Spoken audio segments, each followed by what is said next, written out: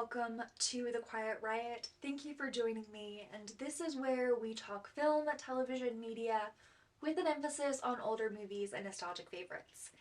I'm Ainsley, and in today's video I'm going to be sharing with you 5 classic crime films that are available to watch for free on Tubi.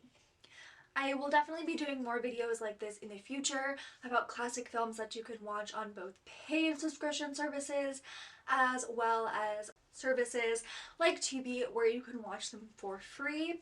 There are also classic movies that you can watch for free on YouTube as well, so I will be doing some more videos like this. Today, we're just going to be talking about 5 crime films that are available to stream for free on Tubi, and if you have any that you'd like to add, feel free to put those in the comments. And if you want to see more videos like this, hit that like button, subscribe, and ring that bell to be notified every single time I post. Dial M for Murder was released in 1954. It's a crime thriller that was written by Frederick Knott and adapted from his play of the same name. The film was directed by Alfred Hitchcock. The film stars Grace Kelly, Ray Milland, Robert Cummings, John Williams, and Anthony Dawson. A man plans to have his unfaithful wife murdered in order to receive her inheritance. One of the things that sets this film apart from a lot of the movies by Alfred Hitchcock is how isolated everything is in a very small area. It's shot very much like a play, as you can only see the living room and a few areas outside of it, but you never leave that direct area. While in Rope you use tracking shots and the apartment is much bigger, this is a much smaller apartment, and you spend a lot of intimate time with these characters as they come into the apartment. I really love the chemistry between the characters, especially Ray Milland and Grace Kelly, as a couple who aren't really in love anymore, and they are definitely on the rocks. They don't trust each other, and neither of them are necessarily the worst people or the best people in the world, but Ray Milland is obviously gonna have his wife killed, so he's probably he's definitely a lot worse. I highly recommend this movie for anyone who loves himself some Hitchcock. If you haven't watched this movie, highly suggest that you do. If you're somebody who enjoys plays, you will also probably like this movie, and it's also a crime thriller that isn't so much on the fast-paced moving as it is a kind of a suspense slow burn, as only Hitchcock can do it. There was a plan to film this movie in 3D, but with the interest in 3D going down and the difficulty of filming in 3D, they then decided to film and release it in 2D. In the Heat of the Night was released in 1967. It's a neo-noir mystery drama. The screenplay was written by Sterling Silliphant, based on the book written by John Ball and directed by Norman Jewson. It stars Sidney Poitier, Rod Steiger, Warren Oates, and Lee Grant. The film follows Virgil Tibbs, played by Poitier, as a detective from Philadelphia who becomes involved in a murder investigation in small-town Mississippi. Of course, with Sidney Poitier being Mr. Tibbs, he is a Philadelphia success story, and he goes down to Mississippi. And while of course the world in itself and the US was dealing with a lot of racial tension at the time, it is that outsider coming in to this very white racist town and really showing a lot of people up.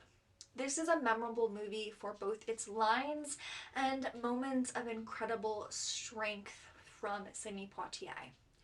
And while this is not the movie that put Poitier on the map and made him a movie star or a big old film actor, it is the one that solidified his success and his role as one of the greatest actors on screen.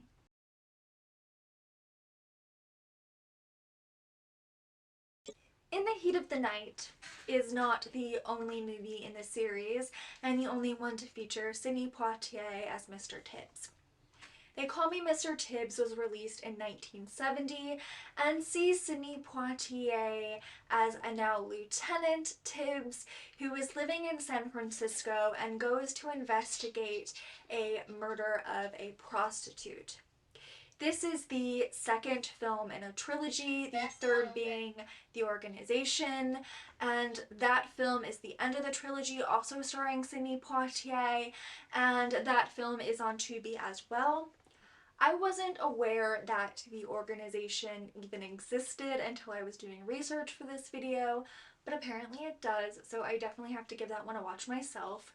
But I can recommend In the Heat of the Night and They Call Me Mr. Tibbs for you. In the Heat of the Night was far more successful both financially and critically, though They Call Me Mr. Tibbs was a financial success along with The Organization. They just didn't have what In the Heat of the Night had to offer.